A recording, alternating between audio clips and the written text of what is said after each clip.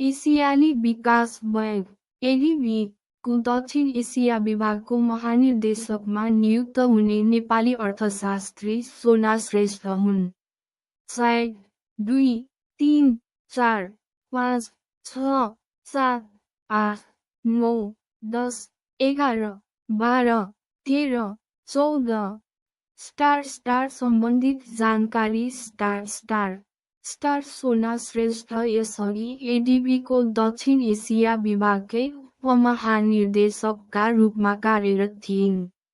4 2 6 11 13 star उनको अन्तर्राष्ट्रिय विकास नीति विश्लेषण परियोजना सञ्चालन र मूल्याङ्कनका क्षेत्रमा 27 वर्षभन्दा बढीको व्यावसायिक अनुभव छ, जसमध्ये 23 वर्ष एडीबीमै बिताएकी छन्।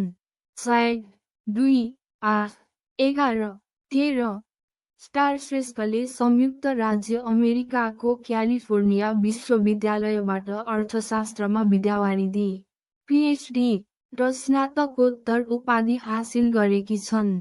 उनले म्यासाचुसेट्स स्थित स्मिथ कलेजबाट अर्थशास्त्रमा स्नातक उपाधि प्राप्त गरेकी हुन्।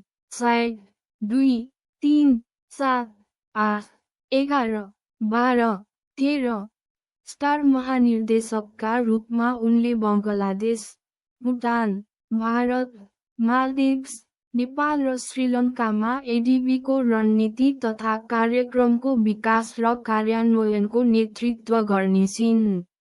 4 2 3 4 5 6 7 8 9 10 11 12 13 14 स्टार रोचक तथ्यहरू स्टार सन् 1966 मा स्थापना भएको एडीबीमा हाल 69 सदस्य राष्ट्रहरू आबद्ध छन्, जसमध्ये 50 राष्ट्र एसिया प्रशान्त क्षेत्रका रहेका छन्।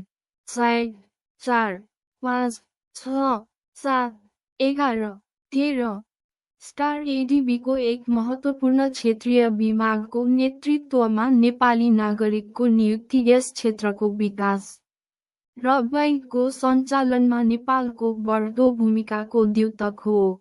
4 2 3 4 5 6 7 8 9 10 11 12 13 14 स्टार एक पंक्ति सारांश स्टार अर्थशास्त्री सोना श्रेष्ठलाई एसियाली विकास बैंकको दक्षिण एसिया विभागको महानिर्देशकमा नियुक्त गरिएको छ, जहाँ उनले बङ्गलादेश, भुटान, भारत, मालदिभ्स, नेपाल र श्रीलङ्कामा एडीबीका रणनीति र कार्यक्रमहरूको नेतृत्व गर्नेछिन्। 4 2 3 4 5 6 7 8 9 10 11 12 13 14